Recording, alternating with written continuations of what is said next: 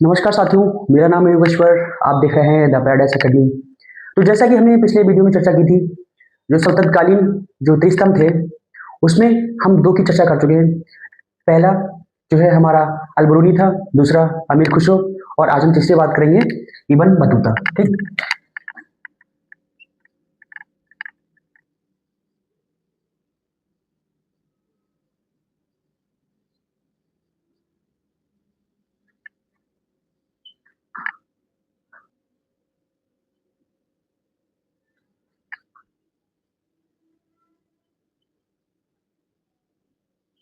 ठीक है।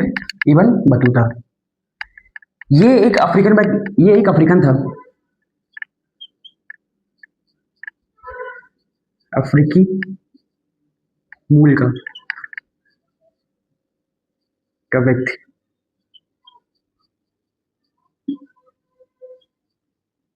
ठीक है, ये अफ्रीका का रहने वाला था, अफ्रीका में पैदा हुआ था। ठीक है, और ये अपनी युवावस्था में लगभग 21 साल की उम्र में ये अफ्रीका और एशिया घूमने के लिए निकल पड़ा। ठीक, होते कुछ घुमक्कड़ लोग, तो ये निकल गया मजे करने के लिए, घूमने के लिए, देखेंगे दुनिया कैसी है। तो इसने 21 साल की उम्र में घर छोड़ दिया और अफ्रीका घूमा, फिर एशिया घूमा, और एशिया घूमते घूमते फिर ये पहुंचा है भारत। भारत कब पहुंचा? ये भारत पहुंचा है, भारत भारत पहुंचा भारत पहुंचा 1335 ईस्वी में।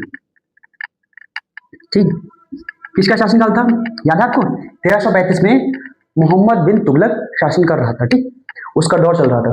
अब जो तुगलकनामा है, उस किताब में मैंने आपको बताया कि तुगलकों का इतिहास लिखा गया है। किसने? अमीर खुसरो ने।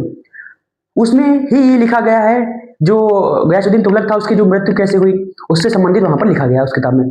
और इवन बतूता भी है, जो गयासुद्दीन तुगलक की कैसे मृत्यु, उसके संबंधित जो हमें बातें पता चलती है, इवन बतूता से पता चलती है। अब सुनिए, फैक्ट कहाँ आता है, थोड़ा विवाद कहाँ आता है। ये भारत आता है 1335, और ये अपनी किताब में लिखता है कि जो तुगलक था, जो मोहम्मद बिन तुगलक, उसने अपने पिता को षड्यंत्र से मारा ताकि वो गद्दी हासिल कर सके। ठीक, ऐसा ये लिखता है। लेकिन अब फैक्ट देखिए, ये आ रहा है 1335 में। गयासुद्दीन कब मरा था? गयासुद्दीन तुगलक मरा था 1325 ईस्वी में। वहां यूट्यूब तो नहीं है ना कि भैया वो अपने यूट्यूब पे देख लिया कि कैसे मारा था, या उसने फैक्ट चेक कर लिया हो, नहीं ना।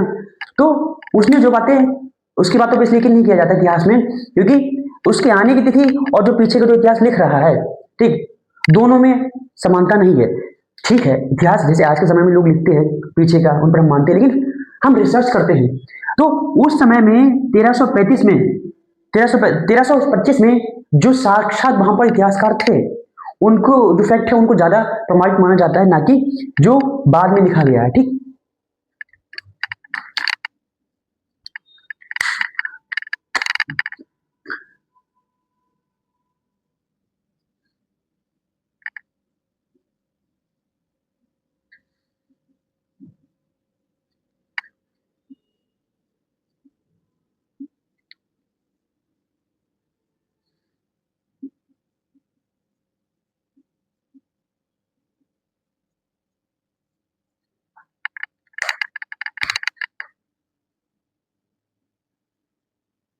मोहम्मद बिन तुगलक ने जब ये 1335 में आया, दरबार में गया, सुल्तान से मिला, तो सुल्तान ने इससे प्रसन्न होकर इसको दिल्ली का जो मुख्य काजी होता है वो बना दिया। ठीक, लंबे समय तक ये काजी बना रहा। जब विश्वास खो दिया, कुछ कंडीशन ऐसी आई, कुछ परिस्थितियां ऐसी आई कि जब इसने अपना विश्वास खो दिया, तो सुल्तान ने इसको काजी के पद से हटा दिया और इससे कहा, तुम राजदूत बनकर, मेरे राजदूत बनकर कहाँ जाओ? चीन जाओ, और वहां से जो वहां का जो शासन है, उससे तुम हमारी बात करो जाके। ठीक है, हमारे व्यापार की और चीजें आते हैं। ठीक है, राजदूत बना के चीन में जा। उसके बाद चीन से निकलकर ये अपने देश वापस जा रहा था। ठीक, तो रास्ते में पहले ये मोरक्को रुका, मोरक्को मोरक्को में रुका। ठीक, क्योंकि ये तो घुमक्कड़ व्यक्ति थे, इसको घूमने नहीं आ रहे थे। भारत में इतने साल रुका था, फिर मोरक्को पहुंचा। मोरक्को में 1355 ईस्वी में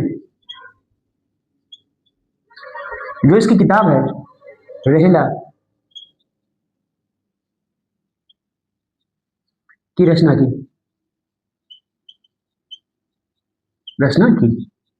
ठीक है, ये जो रेहला किताब है, इसी किताब में एकमात्र ये किताब है जिसमें इसने इतिहास लिखा था, कोई और किताब नहीं लिखी, एकमात्र किताब है। ठीक है, तो मोहम्मद बिन तुगलक के बारे में सबसे ज्यादा जो जानकारी मिलती है उसके शासनकाल की, वो हमें मिलती है रेहला से। ठीक है, जो कि इब्न बतूता द्वारा लिखी गई थी। ठीक, जो इब्न बतूता है अपने जीवन काल में, चूंकि वो चलता रहता था, मैंने आपको बताया उसको भ्रमण करने की आदत थी, तो लगभग 1,16,400, ठीक है, 1,16,400 किलोमीटर किलोमीटर